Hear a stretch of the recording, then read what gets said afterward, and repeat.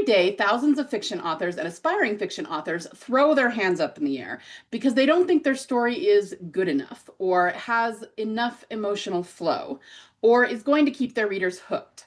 And a big part of that is because they get frustrated with their world building.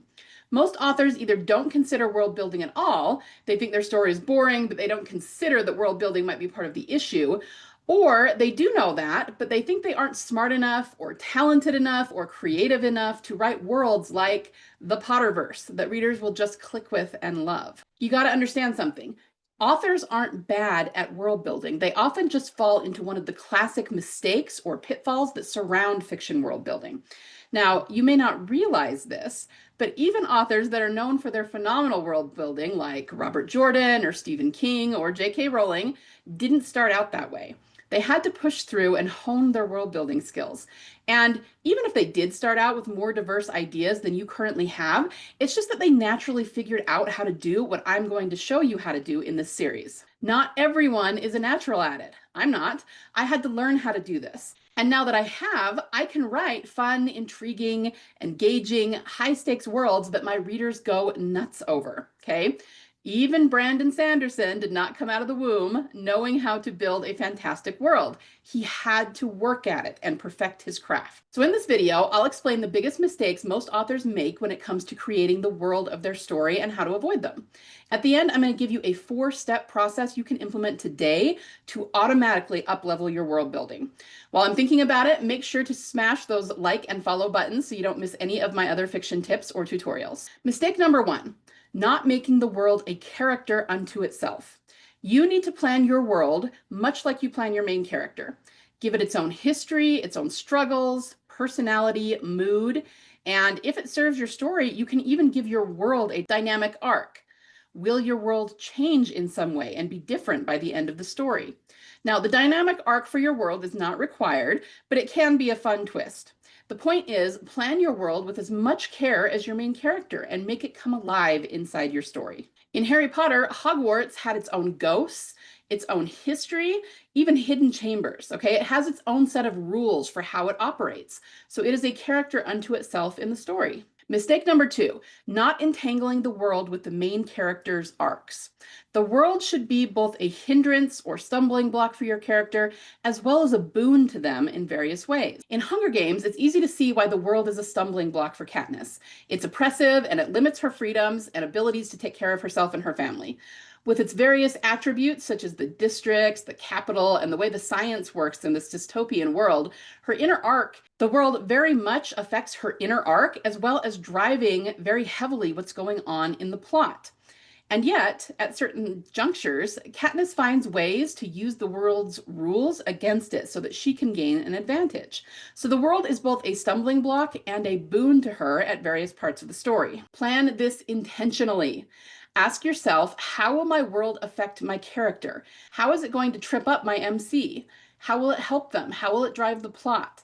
How will it drive their inner arc? And weave these things into the very fabric of your story. And voila, you will have a much better world that you've built around your story and your characters. Before I get to mistake number 3, I want to ask you something. Does what I'm about to say describe you? Maybe you're writing your story and you get a pretty good chunk of it done.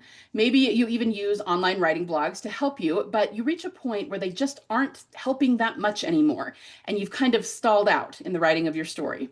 You'll eventually reach a tipping point where you just need a more detailed process than that. You need more specific help and a step-by-step process that works to help you progress on your novel. And that's why the Legendary Fiction Forge is so helpful. It's a membership for authors that gives you a complete A to Z blueprint for how to write highly emotional stories that readers will love and connect with deeply.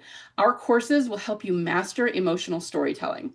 We also offer writing sessions for accountability, monthly Q&A calls with me so that you can get one-to-one help, and tons more. So if you want to know how to turn every story idea you ever have into one that effectively hooks a reader and never lets them go, and you want to master writing every scene with compelling emotional flow, then join us inside the Legendary Fiction Forge. The details are below in the caption. Mistake number 3 is not doing enough focused work to bring your world to life. Most people, most authors, I should say, go, what's my world going to be like? I think there's going to be an oppressive regime. and some crazy magic forests going on, and yeah, sparkly unicorns. Man, I am a world building pro. No, you guys, you have to put in more work, more intentional work into your world building if you want the world to come to life. You need to get into your creative flow and let ideas bombard you so that you can examine each and every one and whether or not it serves the vision of your story. And the best way to do this is to intentionally delve into your subconscious mind. Well, how do you do that, right? The best way is through journaling. Some people call it brain dumping or free writing, whatever you call it. Take a look at each and every part of your world, from landscape to economics to government and any other aspect you can think of, and journal on them. Ask, what does this look like in my world? How will this show up in my story? How will it affect my characters? How do my characters feel about this aspect of the world they live in? How will this drive my plot? And just let the ideas flow. Just by doing this, it takes a little bit of time, but it is pure creation. So it is so much fun. And just by doing that, you will come up with a more vibrant, detailed, amazing world that hooks your readers than you have ever come up with before. Okay? Trust me.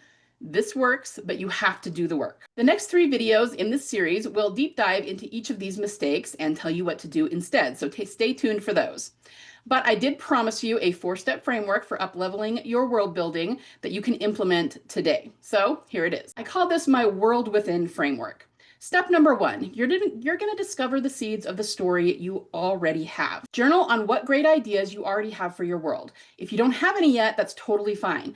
But if you have some things in mind, most people have a few, write them down or type them in a word processor and just allow the ideas to flow through journaling on them. Let your subconscious mind expand on them. And trust me, just getting the ideas out of your swirling brain and onto the page really helps solidify them and give you a good jumping off point for planning your world. Step number 2 is define your story's need. Journal on what you need your world to do in the story.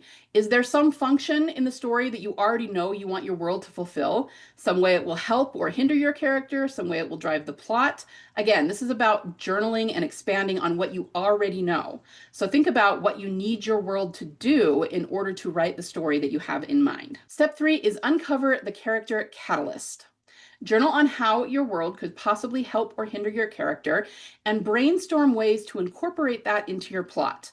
Think about how it can drive their internal arc, their feelings, their emotions about things, their transformation, and specifically how that's going to show up in terms of events of your plot. Okay, so you're going to journal on how to entangle your world and your character arc. The 4th step is to expand the ecosystem of the world. So think about every aspect of your world. Just brainstorm different aspects of world building, physical aspects. What does it look like? What is the land like? What is the government like? What is the economy like?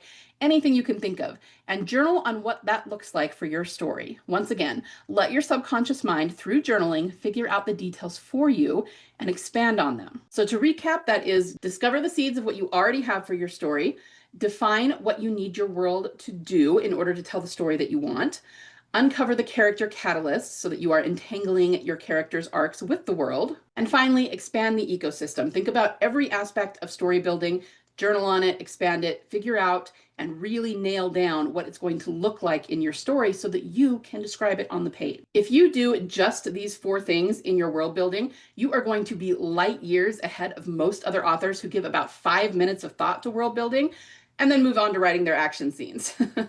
All right, so give this a chance, try it out. I promise you it works. Stay tuned for the other videos in this series and make sure to give me a follow and a like while you're at it. Meanwhile, if you want a ton of help and support and coaching when it comes to creating your fictional worlds and every other part of fiction too, we're talking characters, internal and external arcs, character relationships, writing scenes with emotional flow, and every other part of story, come join us in the Legendary Fiction Forge. There is a link below if you want to learn more. That's it for today. Go forth and create amazing worlds that your readers just cannot get enough of.